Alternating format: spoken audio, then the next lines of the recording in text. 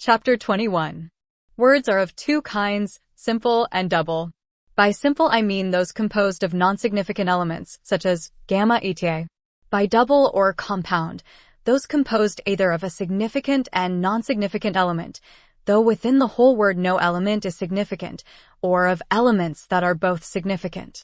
A word may likewise be triple, quadruple, or multiple in form, like so many Massilian expressions, e.g., Hermocaicus Anthus, who prayed to Father Zeus. Every word is either current, or strange, or metaphorical, or ornamental, or newly coined, or lengthened, or contracted, or altered. By a current or proper word, I mean one which is in general use among a people. By a strange word, one which is in use in another country. Plainly, therefore, the same word may be at once strange and current, but not in relation to the same people. The word sigma iota gamma upsilon nu omicron nu, lance, is to the Cyprians a current term, but to us a strange one. Metaphor is the application of an alien name by transference either from genus to species, or from species to genus, or from species to species, or by analogy, that is, proportion. Thus from genus to species, as, there lies my ship, for lying at anchor is a species of lying. From species to genus, as, verily 10,000 noble deeds hath Odysseus wrought, for 10,000 is a species of large number, and is here used for a large number generally. From species to species, as, with blade of bronze drew away the life, and cleft the water with the vessel of unyielding bronze. Here, alpha rho upsilon rho alpha iota, to draw away, is used for tau alpha mu epsilon iota nu, to cleave, and tau alpha mu epsilon iota nu, again for alpha rho upsilon alpha iota, each being a species of taking away. Analogy or proportion is when the second term is to the first as the fourth to the third. We may then use the fourth for the second, or the second for the fourth. Sometimes, too, we qualify the metaphor by adding the term to which the proper word is relative. Thus the cup is to Dionysus as the shield to Ares. The cup may, therefore, be called the shield of Dionysus, and the shield the cup of Ares. Or, again, as old age is to life, so is evening to day. Evening may therefore be called the old age of the day, and old age, the evening of life, or, in the phrase of Empedocles, life's setting sun. For some of the terms of the proportion there is at times no word in existence, still the metaphor may be used. For instance, to scatter seed is called sowing, but the action of the sun in scattering his rays is nameless. Still this process bears to the sun the same relation as sowing to the seed. Hence the expression of the poet, sowing the God-created light. There is another way in which this kind of metaphor may be employed. We may apply an alien term, and then deny of that term one of its proper attributes, as if we were to call the shield, not the cup of Ares, but the wineless cup. An ornamental word. A newly coined word is one which has never been even in local use, but is adopted by the poet himself.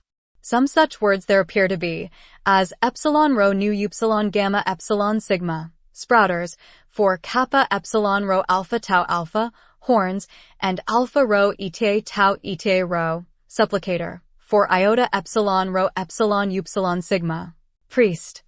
A word is lengthened when its own vowel is exchanged for a longer one, or when a syllable is inserted. A word is contracted when some part of it is removed. Instances of lengthening are pi omicron lambda eta omicron sigma for pi omicron lambda epsilon omega sigma, and pi eta lambda eta iota alpha delta epsilon omega for pi eta lambda epsilon iota delta omicron upsilon of contraction, kappa rho iota, delta omega, and omicron psi, as in mu iota alpha / gamma iota nu epsilon tau alpha iota / alpha mu phi omicron tau epsilon rho omega nu / omicron psi. An altered word is one in which part of the ordinary form is left unchanged, and part is recast, as in delta epsilon 11 iota tau epsilon rho omicron nu / kappa alpha tau alpha / mu alpha zeta omicron nu. Delta epsilon 11 iota tau epsilon rho omicron nu is for delta epsilon 11 iota omicron nu. Nouns in themselves are either masculine, feminine, or neuter. Masculine are such as end in nu, rho, sigma, or in some letter compounded with sigma, these being 2 and 11. Feminine, such as end in vowels that are always long, namely eta and omega, and of vowels that admit of lengthening, those in alpha. Thus the number of letters in which nouns masculine and feminine end is the same, for psi and 11 are equivalent to endings in sigma. No noun ends in a mute or a vowel short by nature. 3 only end in iota, mu eta lambda iota, kappa omicron mu mu iota, pi epsilon rho iota. 5 end in upsilon. Neuter nouns end in these 2 latter vowels, also in nu and sigma. Summary and reflection for Chapter 21. Aristotle's intricate analysis of language, encompassing simple and compound words, metaphor, ornamental language, and linguistic alterations, provides a profound foundation for artistic expression across various disciplines. For writers, composers, dancers, and actors, the understanding of Aristotle's concepts opens up avenues to harness the power of language in creating impactful and emotionally resonant works. Writers. Aristotle's distinction between current and strange words, along with his exploration of metaphors, allows writers to craft narratives that balance familiarity and novelty. By incorporating metaphorical expressions, writers can evoke vivid imagery, connecting with readers on a deeper emotional level. In modern literature, this is evident in works like George Orwell's Animal Farm, where metaphorical language is used to explore complex political themes through a farmyard allegory. Composers. In the realm of music, Aristotle's insights into newly coined words and alterations find resonance. Composers can experiment with neologisms to introduce innovative elements into lyrics or titles. For instance, the Beatles' use of Lucy in the Sky with Diamonds employs imaginative language, contributing to the psychedelic atmosphere of the song. Dancers. Dancers, drawing inspiration from Aristotle's metaphorical applications, can choreograph performances that embody abstract concepts. Through movements and expressions, dancers can convey narratives without explicit storytelling.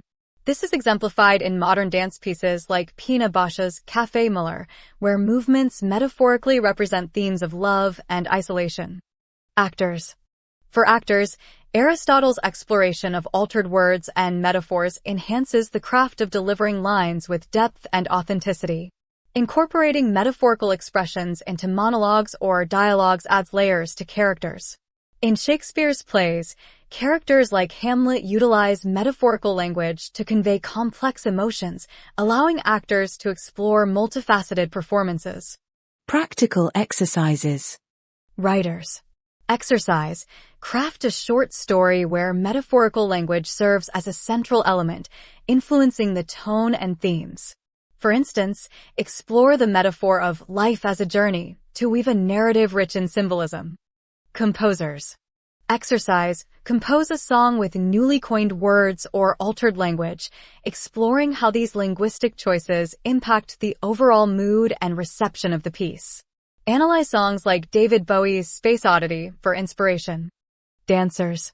Exercise. Choreograph a dance routine based on a metaphorical concept, such as the dance of memories. Use movements to convey the metaphor's essence without relying on explicit storytelling. Refer to Martha Graham's works for insights. Actors. Exercise. Reinterpret a classic monologue by infusing metaphorical expressions to deepen the character's emotional portrayal. Explore how metaphorical language adds layers of meaning to the performance. Study performances and adaptations of classical works for inspiration.